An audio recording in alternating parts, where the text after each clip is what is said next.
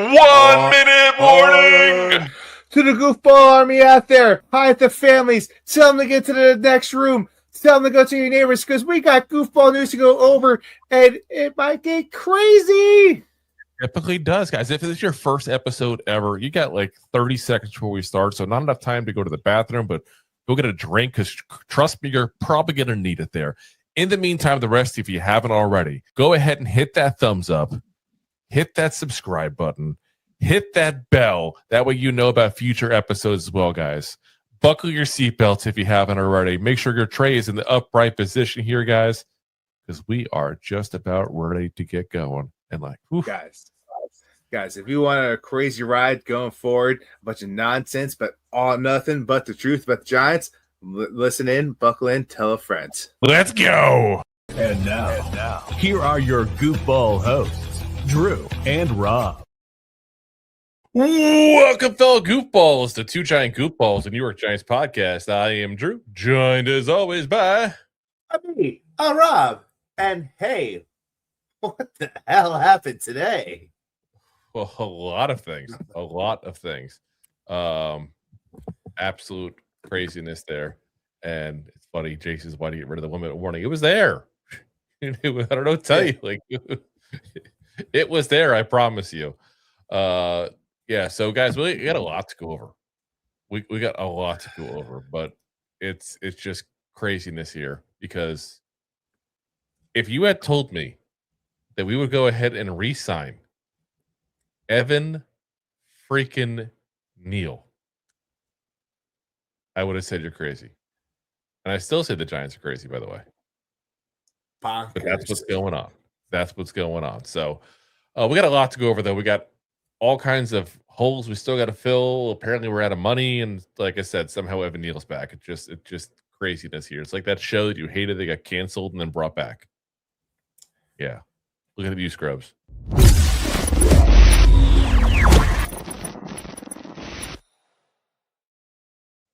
Gotta say, for the record, I don't actually hate Scrubs. I just never was too big into it. Anyway, though, first off, we gotta talk about the Giants are apparently out of money. This doesn't seem quite right here. Somehow they're out of money.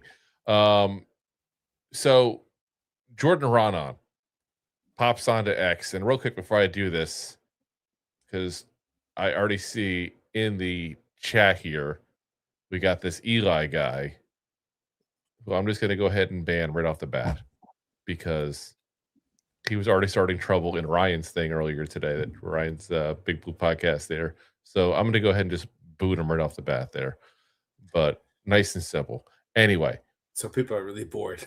It's funny, a Jets fan of all people. Like, who the hell are you to try to trash any of their... He just brought back Geno Smith. Yeah, seriously. Anyway, Jordan Raanan was on X today and said, after speaking with sources Tuesday, it became clear the Giants pivoted and were no longer willing to pay a mid-tier guard unless that changes and eliminates the likelihood of assigning a vet like Wyatt Teller, Joel Bitonio, or Dylan Parham. In the meantime, they wait out that market. Yeah, it's not good. Ian O'Connor says, hearing internally, Giants feel free agency so far couldn't have gone better, but that they're at the low end of their budget now, and any further moves would have to be modest deals. So, yeah.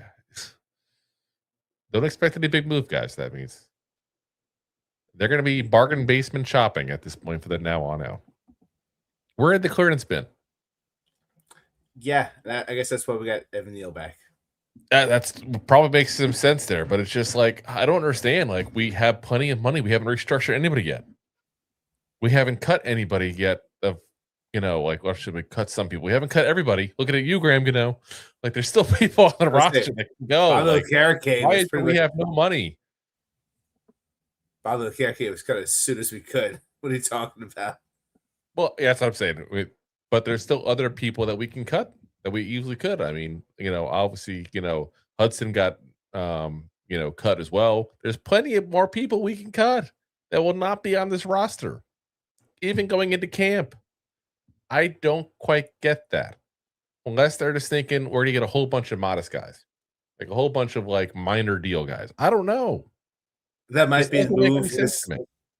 That might be the move. I think, and I don't want to be that homer, but I think Harbaugh's coming in there and be like, clean slate kind of deal. So that's part of the reason with Evan Neal. But like, healthy scratched him last year. It's kind of hard to say a clean slate. Well, yeah. Well, let's break right into it. We're already getting right into it with Evan Neal. So 1 year minimum deal is what's going to happen there with him. So Art Stapleton on X says, I'm told Giants coach John Harbaugh is motivated by the idea of working with Evan Neal, and he sees the talent from pre-draft evaluation. Neal gets a clean slate and returns to the Giants for a minimum 1 year deal. Then Mike Garofalo says, new Giants head coach John Harbaugh is eager to work with Evan Neal, I'm told. Sees untapped potential he, along with his coaching staff, can try to unearth. 7th overall pick in 2022 is back to Big Blue. Yeah. This was not on my bingo card, guys. This one was not on the bingo card. I don't get it. It just makes no sense to me. I'll tell you what, if you're unhappy we got Evan Neal back, hit the thumbs up on the video on YouTube.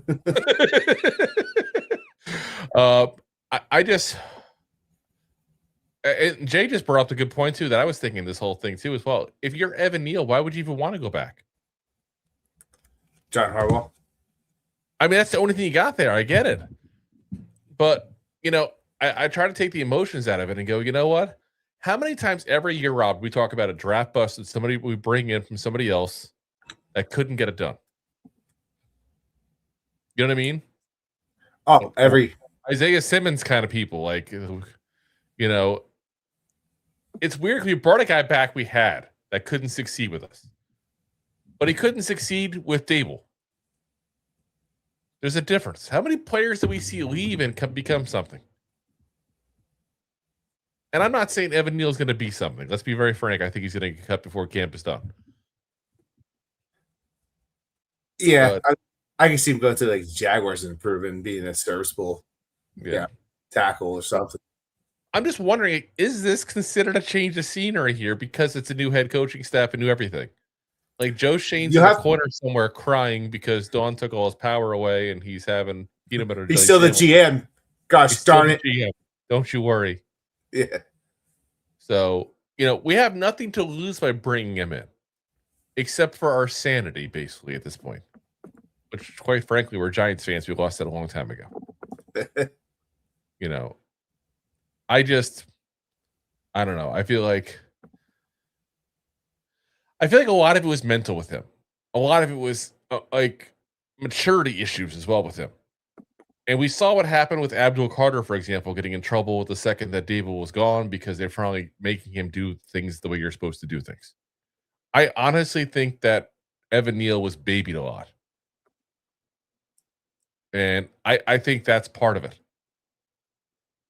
But I don't see how he fits in the system that we're going to want to run. I assume we want to run again. We got all new people in here. We got, new OC, new run game coordinator, new offensive line coach, new quarterback coach, which was a former OC, so he'll probably have some influence as well. But if you look right now, way Evan Neal is, he's going to be probably going in a guard. I got to hope and think that at that point, he's already proven he can't be a tackle. Usually Greg Roman, who is obviously the run game coordinator here, he's the guy was a former offensive coordinator. We've seen what he does. He does gap blocking, guards pulling. Can you imagine Evan Neal trying to pull? Like, honestly, can you imagine Evan Neal in a situation where he's pulling and you're not like, oh my God, it's like a bear on skates?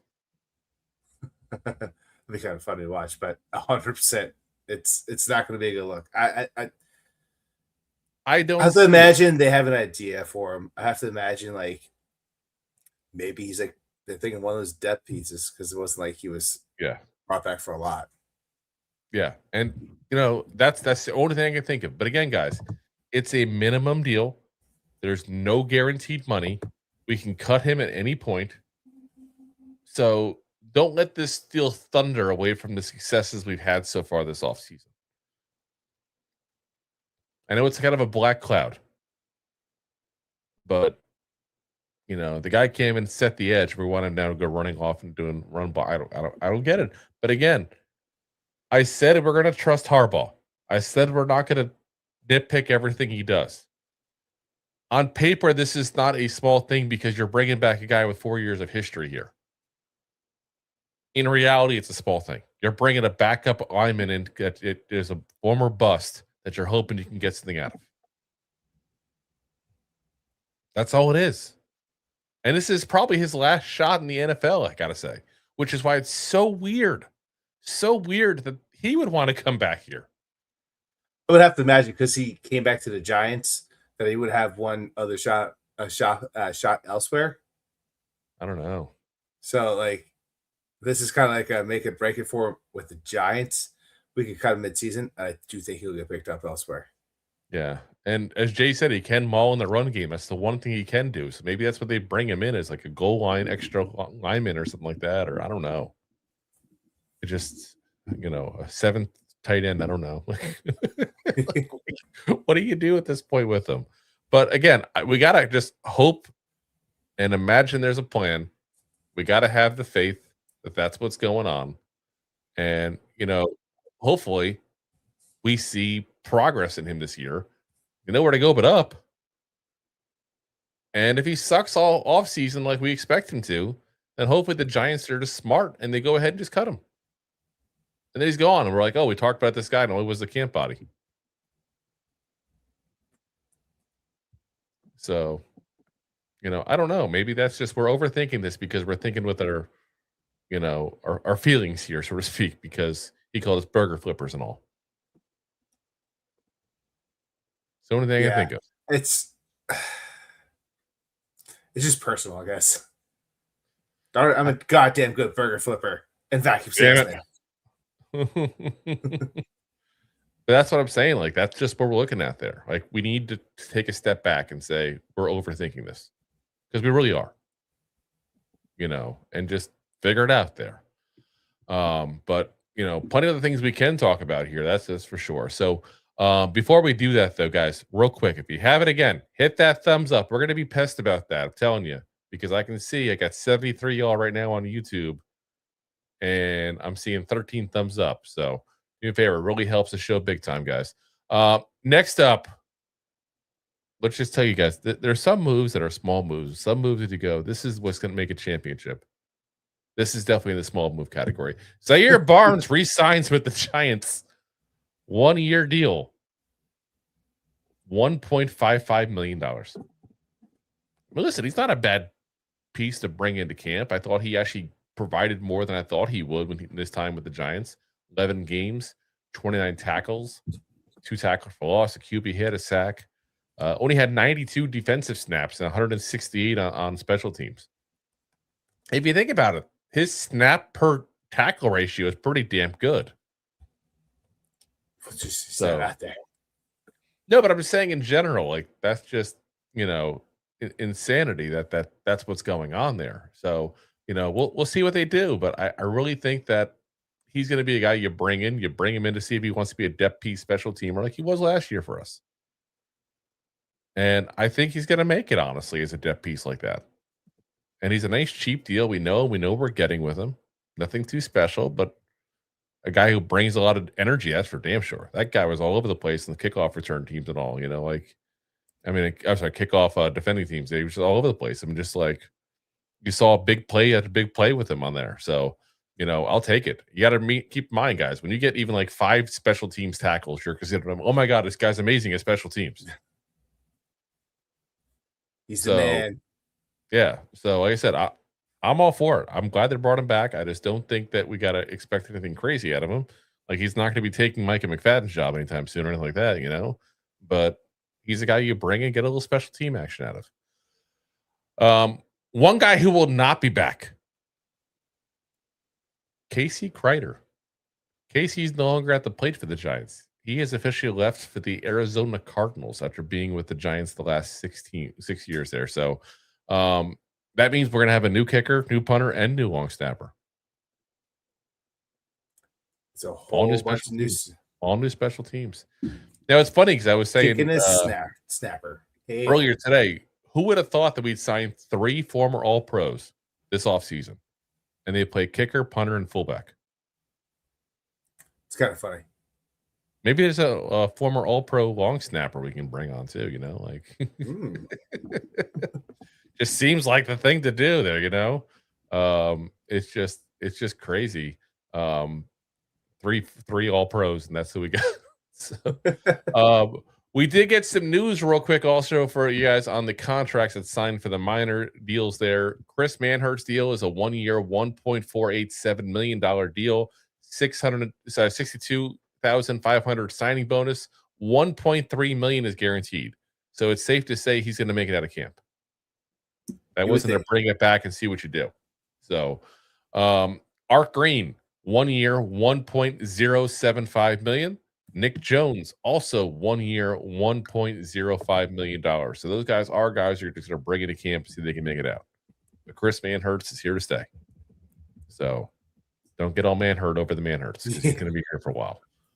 Man, it hurts. Yeah. We also got to talk about the topic nobody wants to talk about. I get it. It's uncomfortable. We touch topics here that some places won't because we just don't care. We're just going to say it like it is. Got to talk about Steve Tish again and the whole Epstein thing. Adam Schefter on X says New York Giants co-owners Steve, Lori, and Jonathan Tish are requesting to transfer their stakes in the team to their children's trusts, according to the NFL memo obtained by Seth Withersham and Jordan Rana. Now, argument for a different day as far as whether that's enough at that point or the Tish family should be completely gone.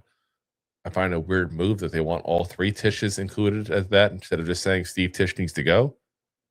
Just sounds like a lack of accountability the way they're trying to do this.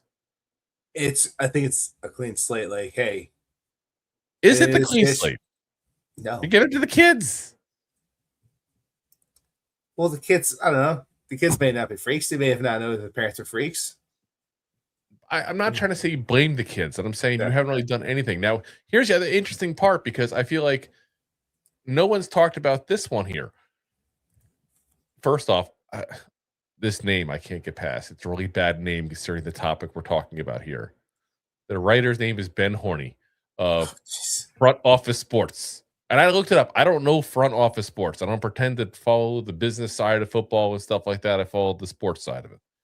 But it is a legitimate publication that deals with, the business deals that go on for pro sports in America there. So they're reporting that Steve Tish would retain his titles in this deal as EVP and chairman of the board for the Giants. So I'm going to say point blank, it's not enough. No, you can have your own opinion, Rob, and everybody can have their own opinion. It's not enough. You're litigating scouting reports from women from Jeffrey Epstein. You got to go. There's no middle ground here for me. And if he wants to put his stake in a trust for the kids, nothing changed.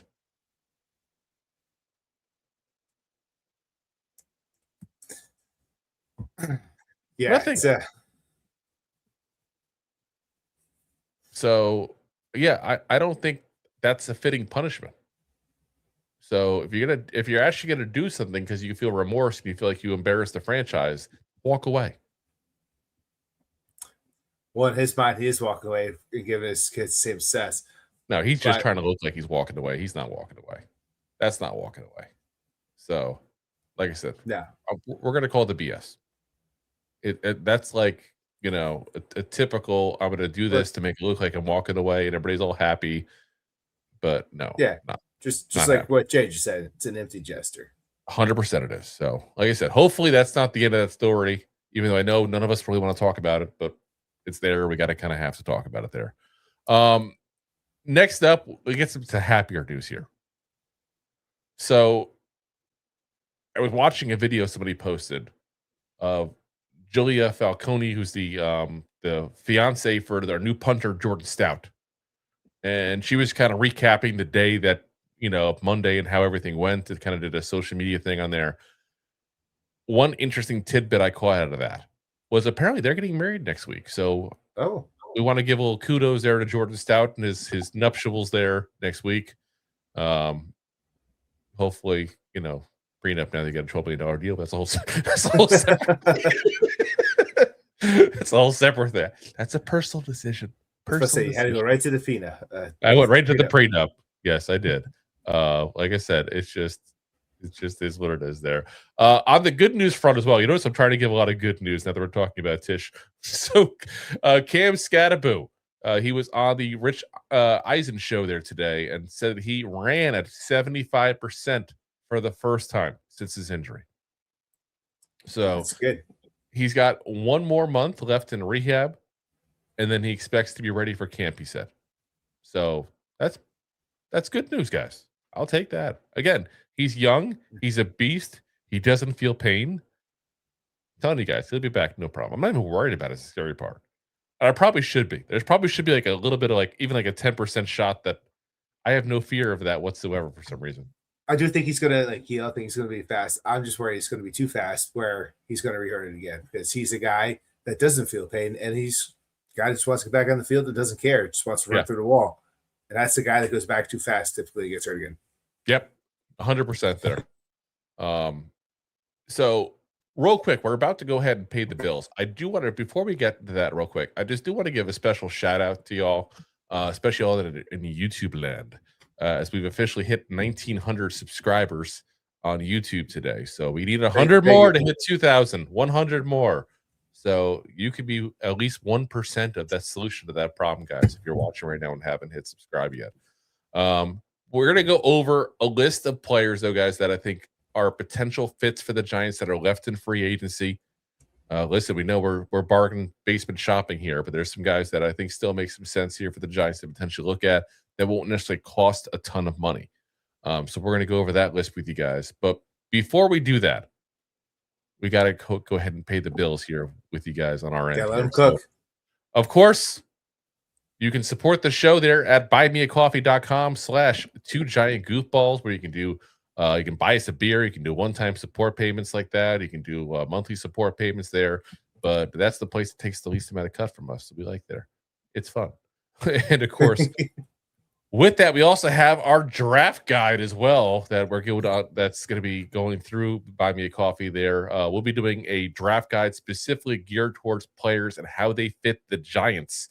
We'll have over 200 players that we'll be doing evaluations on this year for you guys there. Like I said, to the best of my knowledge, we're the only ones that are doing it specifically geared towards the Giants and how players would fit there with you guys. And listen, we've had some pretty good successes there. We've been right a lot of times. Maybe goofballs. We know some things. And we are doing early entry into it. It's going to be cheaper. So if you guys are interested, save some money, buy it now.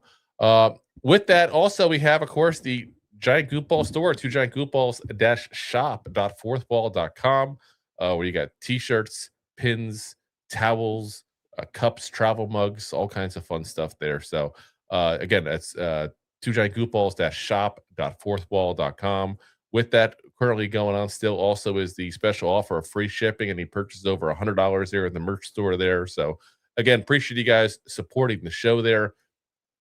If you haven't already, again, I don't mean to harp, but I kind of mean to harp because I'm going to keep on saying it. Make sure you guys hit that thumbs up while you're there in the YouTube land there. We're only at 16 right now. 83 you all following here. So yeah, but all right.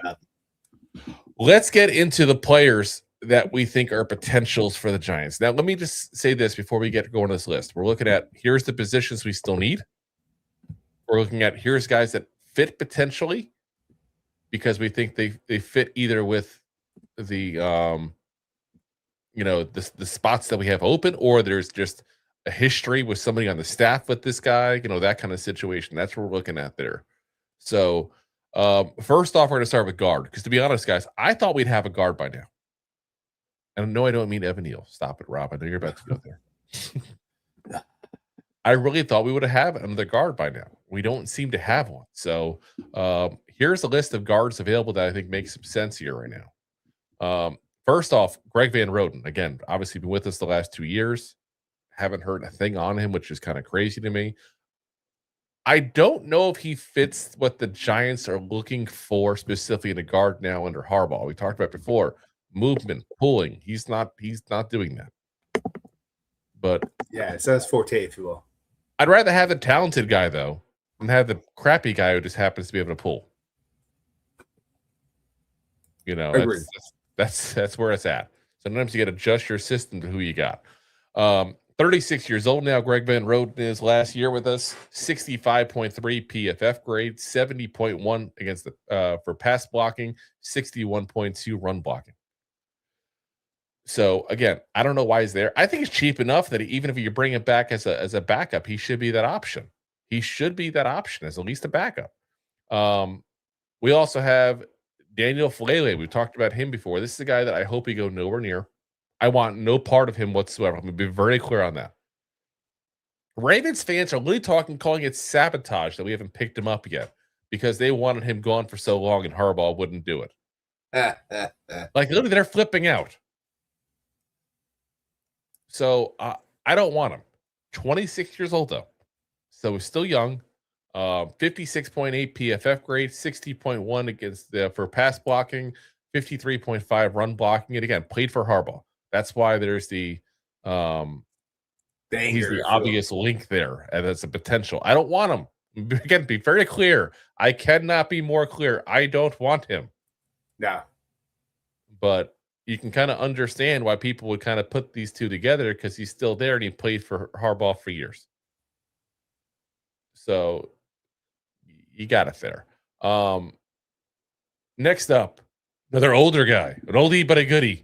Another former Giant, former Harbaugh guy as well. Played for another Raven. Kevin Zeitler, 36 years old. Honestly, I think he's the guy I'd be most happy about getting if we were to get him there because I think he's got the most left in the tank. This guy was just a lunch pail guy. And I use that term actually with Greg Van Roten as well. He's the kind of lunch pail guy as well. But Kevin Zeitler was like a former Pro Bowler kind of guy. He's just getting, towards the end of his career, so to speak there. But last year, still had a 74.5 PFF grade with the Titans, where he played for, our quarterback coach, Brian Callahan. Interesting. And Jay says he thought he left us on bad terms. He definitely left us on bad terms. Let's be very clear on that. Zeitler definitely left us in bad terms. But you have his last two head coaches here on the staff now. So I don't know how bad the terms are in his mind a couple years later, especially when you go in to play for people that you played for before and have a relationship with like that. That weren't Giants at that time. They weren't on the team. But again, he got a 74.5 PFF grade overall, 75.4 against pass blocking, 70.8 run blocking there. So, like I said, probably the best guy talent-wise, even if the age is an issue. And again, the pulling is an issue. 36 years old, you're not pulling things for hamstrings. Like that's not what you need to be having them do. I gotta include the pipe dream still. Because I think he's basically a younger version of Greg Van Roten, what he's been. I think he's asking a little too much money. I don't begrudge people. Take the money and run. But it's funny. I just see Lord Templar say, I don't want to hear Teller. To be fair, close your ears real quick. Wyatt Teller. Earmuffs. 31 years old. Obviously played with the Browns last year. 62.2 PFF grade. 53.1 pass blocking. 65.7 run blocking. The reason why I think he's such a fit is because of the run blocking. We're going to be a run-heavy team, guys. So here's the guy that run block. And here's what I think. I think his price has got to come down to make it worthwhile. Like if you sit there and tell me, okay, we can get Kevin Zeitler, Greg Van Roten, or Wyatt Teller, here's the same price, then I'd rather have one of the older guys. But if you're telling me Wyatt Teller comes down to earth, we can get him on like a 3-year deal for like $15 million, something like that, then yeah, let's do it. I think that's where we're at. The Giants obviously have been interested in. They've been negotiating with him. Our offensive line coach, Mike Bloomgren, was his offensive line coach last year. So like I said, I think the age is the main thing that I think kind of keep him in there. 31, not exactly young, but not exactly old at that point there either. For a guard, he's still got 4 or 5 years at that point left to play. But one more from the Browns as well. Ethan Pocic, which plays guard, plays center as well. So you got a little maneuverability there. 30 years old, 63.8 PFF grade, 62.2 pass blocking, 63.2 run blocking.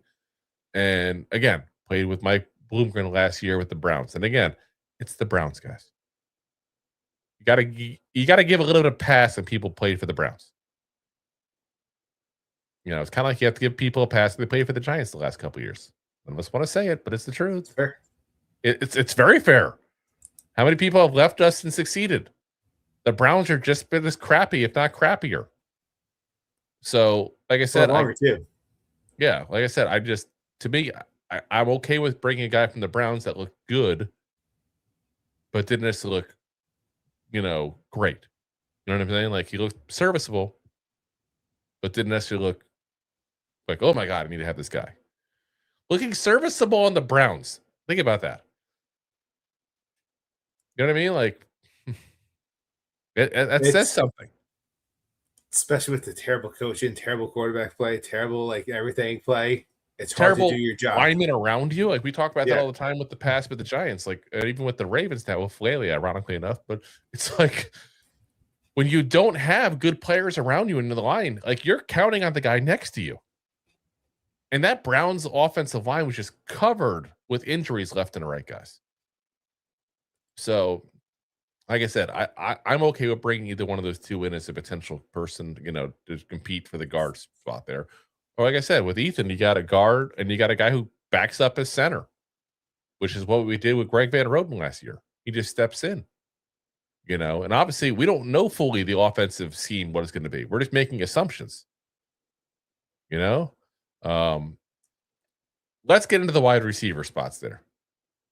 Because I see no name saying might as well offer OBJ a job. No, we're not. We're not offering OBJ a job. Let me be very clear. We have from the get-go said no more OBJ. From the start of this podcast. Here's, again, I got to keep my pipe dream going, which is a weird pipe dream to have, of Darnell Mooney. Of course, played for the Falcons last year, 28 years old, 32 catches, 443 yards, and the 1 touchdown. Again, played for Nagy in Chicago. I've talked about him enough. I don't want to harp on that one. Marquise Hollywood Brown. Played for the Chiefs last year, so played for Nagy there. 28 years old, 49 catches, 587 yards, and 5 touchdowns. That's legitimate.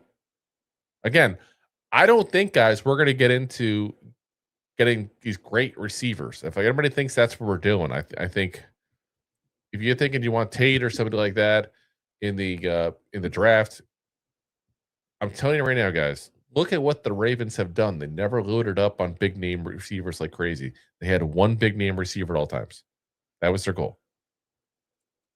We already have ours. I was going to say, we already have one. Yeah. So we already have that big name receiver in Neighbors. Don't expect anybody big coming. These are the guys I want. I want legitimate NFL receivers. I don't want to be pulling people off the streets at this point that you go, who? What? Who? I don't want to be going in with Jalen Hyatt having to be on the field running routes. Oh, that'd be terrible. Like, that's what we were doing. And I got to bring my guy up. Well, I know I'm going to get slammed for bringing him up again. Sometimes it just feels right having a player come home. Sterling Shepard, 33 years old, played for the Bucs last year. Last 2 years, I should say. But last year, 39 catches, 371 yards, and 1 touchdown. I don't even got to look it up, the Giants stats, but I can tell you right now he would be probably the 3rd highest yards if he was in the Giants last year. Receiver-wise. Yeah, probably. Legitimately, that's where it's at. Again, I'm not suggesting he's going to be a great player, but I'm looking it up right now for you guys. He would have been the third highest receiving yards. The only guys higher than him would have been Slayton and Wando. Like I said, I'm not expecting him to be a number 2 anymore. He's far from that. What I'd like him to be is a number 4 kind of guy. You bring up occasionally, and you want to know the real truth of why I really want him back is, first off, he gets to give a farewell with the Giants. How many times we talked about locker room guys and leaders and stuff like that? How many times we had that conversation? Sterling Shepard's that guy. Sterling Shepard is the guy that point blank, every single coaching staff that he worked with, he worked with enough of his time here, said this guy's a future coach. This guy's a star. We love this kid. Every single one of them. Yeah, but I also remember talking about Sterling Shepard when he left, and I said he should stay, and you were saying there's a time when he's got to go. He's past his prime. What can he do? And now he played for the Bucks, played a little bit better now. It's not that he played better. He had 2 healthy seasons. So he's going to come back to the same turf and ruin his knee again. We'll see. He's not my number 1, but I got to bring him in there for nostalgia. Is it sad that I have more nostalgia for Sterling Shepard than for OBJ? No, not really. No. So next up, we'll get off of him because I see nobody in the comments likes it. Van Jefferson, 29 years old, played for the Titans last year, 29 catches, 350 yards, 1 touchdown. Played obviously last year for Callahan, who's now our quarterbacks coach in Tennessee. So there's definitely a little bit of history there. And obviously the guy's played for winners before. It's not just the Titans he's played for. Remember, he played for the Rams. So another guy, like I said, these are the kind of guys I'm looking at. Guys that can give us 300 to 500 yards. I don't think that we're going to be getting, any kind of, star stud receivers. No. Get solid guys that can be part of a winning team. That's what Van Jefferson is. Like I said, I like him. One more ex-chief we got here. Well, potential ex-chief, I should say. Juju Smith-Schuster. 29 years old again. Well. Yeah. 33 catches, 345 yards, and a touchdown last year. Again, played for Nagy. So you have that connection. And I think, again, he fits that 3rd, 4th receiver kind of spec at that point that I'm looking at. I think he's that big body dude. I feel like we talked about this before at the Packers. Had the Packers have like nonstop 3rd receivers? Still they have? I feel like that's what we got, is getting a whole bunch of 3rd receivers like that. So, and it's funny because I see Juju's basically Isaiah Hodgins. He's a better Isaiah Hodgins, if we're being honest. We like Hodgins. He's a great story. I mean, arguably. I mean, he hasn't played that well too much the past couple of years. Yeah, ever since he left the Giants. I was talking about Juju. So, okay, No Name is flipping out. He said, wait, they re-signed Evan Neal. What the? Yes, they did. Let's see here. One more guy. I'm going to bring him up here. I'm going to bring a bonus one once you're done. Just Go because of for the it. yardage. I'll bring him up now. Tutu Go for Atwell. I know I brought him up a little bit last time, but last year he started in 10 games. I'm sorry, he started 4 games. He played in 10 games, but he had a hamstring injury that really limited him. He only played in 16.49 snaps of the year. He had 192 yards and 1 touchdown. So not that it was such a good year, but in 24, he played all 17 games. He played in 39% of snaps. He had 562 yards. And then, it's something that we can grow off as like a number 3. He's on a winning team. He's been with the Rams. He's been with good quarterback play. He's great coaching around him. There's no connection, but there's a guy that you can plug and play, and you get him on the cheap. Because they're saying he's going to be looking for market value, guaranteed for the first year, like $2.5 million. But he's probably going to give it like $10 million the contract. So that's only bringing that cheap. I just don't know how he fits in the offense. I had him on the list originally and took him off, to be honest with you. We talked about it the other night. Like, I just don't know how he fits the offense. Like, he's the guy who likes to get those deep throws. Think about that. Last year, 6 catches, 192 yards. That's insane. Yeah.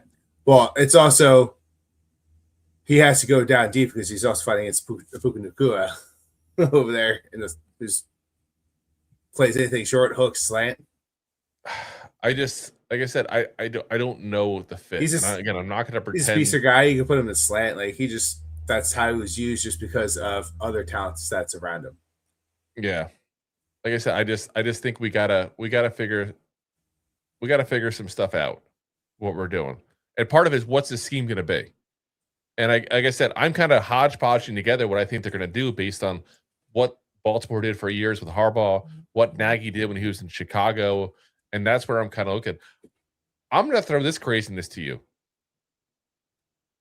I think that, honestly, besides Neighbors, our next 2 or 3 guys in receptions will be tight ends or running backs.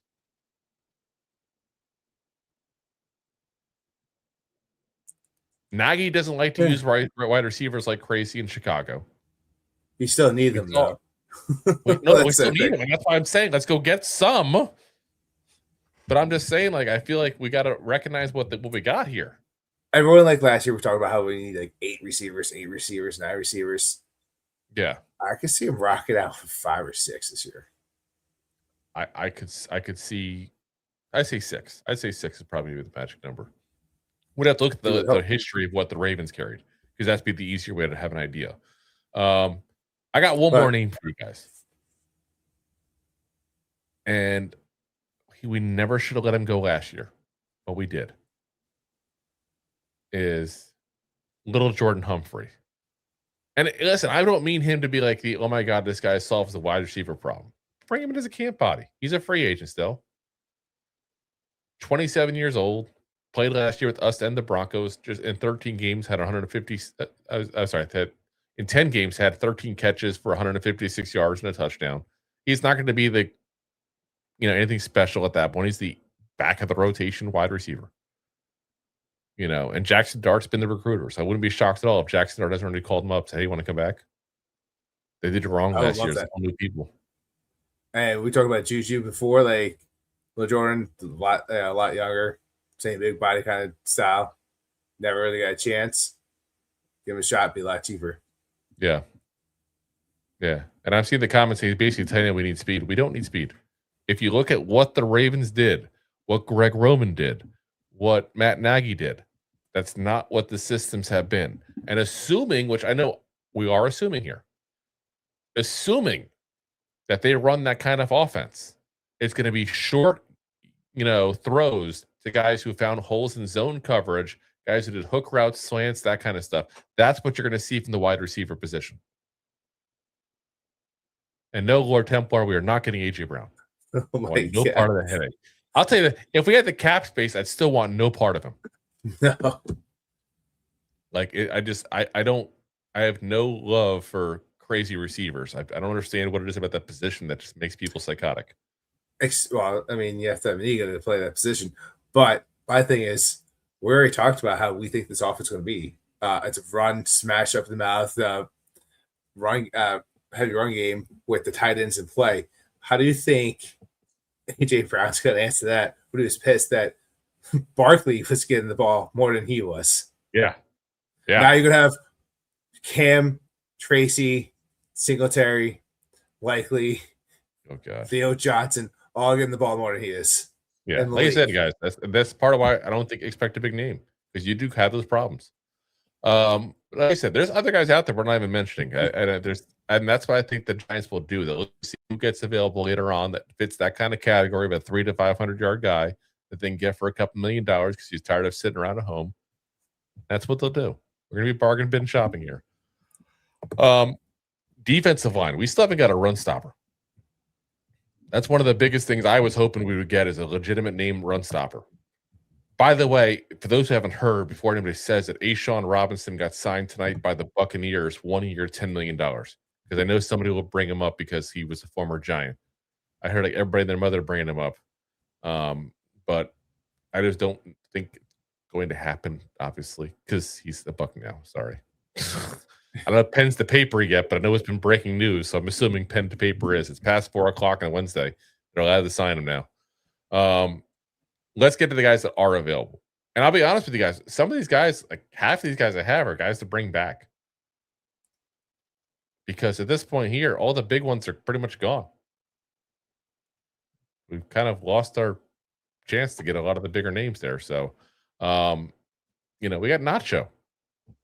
Nacho. I'll probably get some slack for saying to bring him back, but I'll say this: bring him back with the money he deserves. What he does, we overpaid for him. We got him, guys. That's on us. That's not on him. If you can put him in his rightful spot as a backup defensive lineman, which is where he should be, he's a solid guy. It's a veteran guy, 32 years old now. He's got starting experience, obviously, between us, the Bucks. Bring him back as a backup. We need depth. Last year with us, 9 games, 23 tackles, 3 tackles for loss, 4 QB hits, 3 sacks, 1 pass deflected, and a 51.2 PFF grade. Like I said, I'd be on board with that as a backup piece, not a starter. Depth piece. That's a lot of what we got available right now, by the way, guys. If anybody has any defensive line names, by the way, feel free to throw them in the chat, because I tell you, I was looking them up trying to find guys. I'm like, damn it, nope, he's signed. Nope, damn it, he's signed. Like, everybody's gone. Yeah, there's not a lot. It's getting slim pickings here, guys. It's getting slim pickings. So we also got Brandon Graham from the Eagles who pick him up. Wow. I don't think he's going to play anywhere but there. You got also Shelby Harris, who played with the Browns last year, 34 years old. Just an absolute freaking veteran guy there. Just solid, intelligent player. 17 games last year. Limited time frame. Like, they kind of limited his snaps, partially because of the age, obviously. 32 tackles, 1 sack, 4 passes deflected, a 61.9 PFF grade. So, we'll see what happens there, but that's an interesting option. I'll say this as a camp body. Let me preface this. Camp body. Maybe bring back DJ Davidson just into camp and see if he happens to improve and make it out of there. I doubt he does. 26 years old at this point. But he knows the players. He knows the locker room. And literally, it's so slim pickings out there that he's on the list. I don't think we need to say any more about him, right? I think we're good. Yeah. So, Daquan Jones. Actually, I had a buddy talk to me about him today. So he made the list here. 34 years old, played with the Bills last year, so definitely going to up their age-wise as well. 12 games, 22 tackles, 3 tackles for loss, 8 QB hits, 3 sacks, 1 forced fumble, and a 75.5 PFF grade, which, by the way, is like ridiculously high PFF grade. He's not going to be the guy that's out there every single play. He's primarily a run stopper, which is crazy. He had 3 sacks this year. He fits what we're looking to do, guys. And he's going to be cheap. I'm telling you right now, you're going to get him for like $2-3 million probably. I'd be shocked if somebody pays him. Like, pays him. You're going to pay him, obviously. Yeah, I doubt it. Like, it's not going to be that kind of deal. Now, I will say this. I see the Christian Wilkins talk. We keep on having the Christian Wilkins talk. I'm not putting him on any list till I know 2 things. 1, what the hell is going on with him? Because there's been all kinds of issues with his injuries. There's been all kinds of issues with him as far as locker room issues are saying. So I don't know. I can't put him on a list without having the information. So it's funny. I see Captain Chaos there talking about Calais Campbell signed by the Dolphins. I haven't seen him on the Dolphins, by the way. So if anybody can verify that, I don't see that at all. I really looked up to verify it. I didn't see any news on that. So, but I'm actually double checking it right now for you guys. I would take him in a heartbeat. I didn't even put him on the list. Yeah, he's still currently a free agent according to everything I'm seeing here. I didn't put him on the list just because of the fact that I feel like Rob and I put him on the list every goddamn year. since 1932. Yep. I had to throw that Diamondback out over, with the Titanic. Yeah. So, like I said, he's 84 still years. available. He's still available. So I don't know. Maybe I tried to correct somebody before today. Somebody said that Bobby Okereke was signed by the Titans. I mean, no, he wasn't. There's a lot of misinformation out there, guys. So Calais Campbell is still a free agent by everything I see. I would take him in a goddamn heartbeat. And he's played for like a couple $1 million a year, and that's it. Even better. So, like I said, listen, I would be ecstatic if we got him. Even at 39 last year, had 6.5 sacks, played all 17 games, was just solid against the run like he always is. Like I said, I would take him in a freaking heartbeat. But it'd be a 1-year stopgap, and it's a guy that, I don't think you know what the hell he's going to do right now. I think he knows what he wants to do right now. Probably wait till camp is over. Well, should be that kind of guy. As Jay says, Drew dumpster diving. You know what, Jay? You give one person you think is a good fit for the Giants then that's out there as a free agent right now. Let's see your non-dumpster diving, Jay. I'm calling you out, Jay. I'm calling you out. With the cap space that we got. I'm calling you out. And that's the problem. And there's not a lot of good guys out there, and we have no cap space. Just saying. It's like, it's just He says, no, I just want to talk trash. Exactly. I'm calling you out. I'm calling you out. It's fine. Yeah. So, like I said, we'll see what happens. And maybe we get some information on Wilkins that we don't have right now. But like I said, with the injury history and the issues with him going on right now, as far as the locker room issues, they said him and the Raiders, I just can't do it. I can't put him on the list. But Calais Campbell, done. I would take him in a freaking heartbeat if he wanted to be a Giant. No question about it. Done. So let's get into one more spot here, because the other thing we need is corner. And let me be very clear again, guys. There is not a lot of corners out there that are legitimate starting corners. And the ones that are out there, you probably don't want. That's what happens when you get to day 3 of free agency and it's ending and you still haven't gotten one. Not too good. And again, I know we got Greg Newsome. Y'all know, watched the episode yesterday. I'm not exactly sold on Greg Newsome as being in CB2. So looking at the list, there's 3 names that come to mind here. And the first one is probably the best fit scheme-wise, but he's never healthy. Marshawn Lattimore, of course, played for the Commanders last year, 29 years old. Ironically enough, keep in mind, he played with Paul Sonadebo with the Saints. 9 games last year, 27 tackles, 1 tackle for loss, 1 interception, 7 passes deflected, and a 53.2 PFF grade. So not a great season, guys. That's where we're at. But he is just how he plays. He is a good fit for Jernard Wilson's scheme. Long arms, good at press, the kind of stuff that we want. But again, he's never healthy. Yeah. So that's Billy's Billy. Yeah, he's not the guy I want. Next up, we got 2 guys from the Dolphins, actually. There's only 2 of the guys, and they're both from the Dolphins.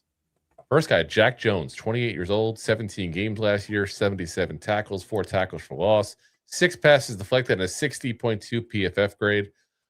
Probably fits the scheme the worst, though. Has some press abilities, but not really a press guy.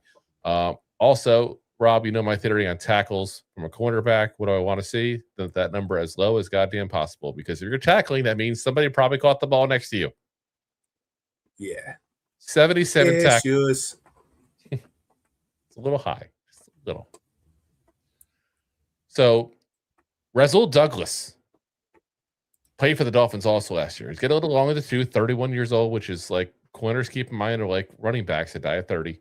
But last year, 15 games, 62 tackles, 2 tackles for loss, 2 QB hits, a sack, 2 interceptions, 13 passes deflected. That's pretty damn good. And a 72.7 PFF grade. And he's known for being physical. Again, Jernard Wilson wants that physical corner. He fits. I think that's probably the best fit right now. of the guys that I was able to look at and go, okay, he's still a free agent. This would be a good fit. And maybe there's some master plan I'm unaware of. It's possible. But he's got 93 starts under his belt, guys. That's a real veteran. Because right now I'm looking at him going, he fits the scheme. He probably won't be too expensive. He's older, so you can go get a young guy in the draft or something like that, and it doesn't preclude you from saying, well, we can't play him. We have this guy. He's 31. And at the same point, you don't have to get a guy in the draft now because you got him. I hate going to the draft with a hole. We have a lot of holes right now, guys. We do. This is like the Swiss cheese roster right now.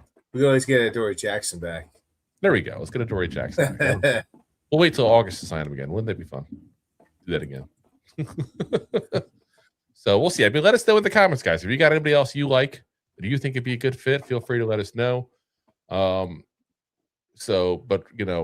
like I said, there's not a lot of good names out there, guys. A lot of the good ones are taken now.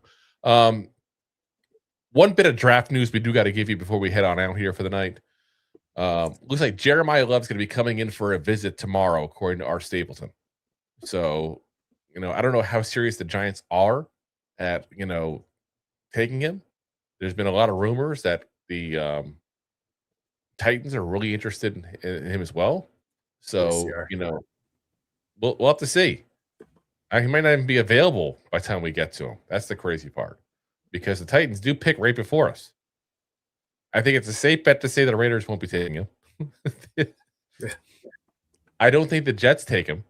I think the Jets will go for somebody for defense. The Cardinals, I don't see it. I could be wrong, but I don't see it there. The Titans, though, they spent all this money on their defense. They didn't sign a running back. So I think they'll probably take him at pick 4, to be honest with you guys. Again, I'd love to be wrong, love to be an option if that's what Harbaugh wants. We're going to trust the system. But I'm not a fan of getting a running back at pick 5. Yeah. Even though this kid looks amazing. He really does. So, all right, guys. That's going to call it a night for us there. So, listen, we did the bonus episode yesterday. We should be on tomorrow. But I'll be very frank with you guys. If nothing happens, we might not be on. We should be on.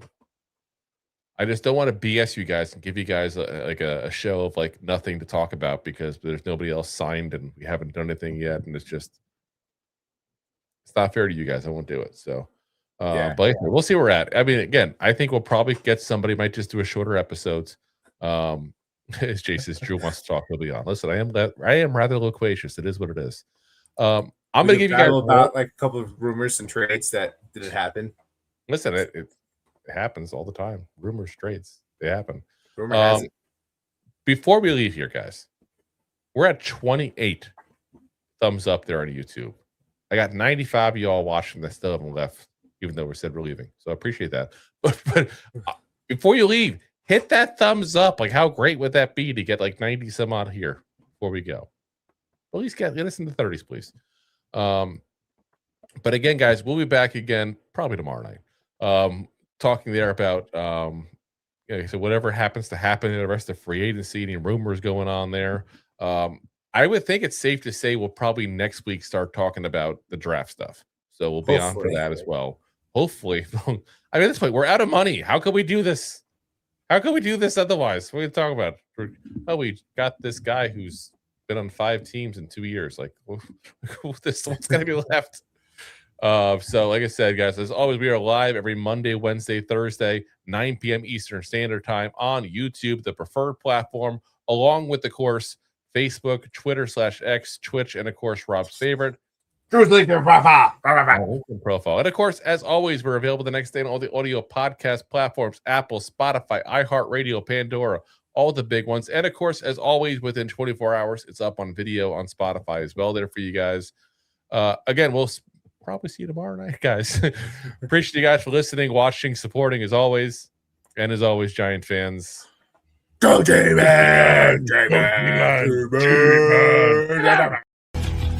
Thanks for listening to Two Giant Goofballs, a New York Giants podcast. We appreciate your support. Thanks so much. Please, I'm begging you.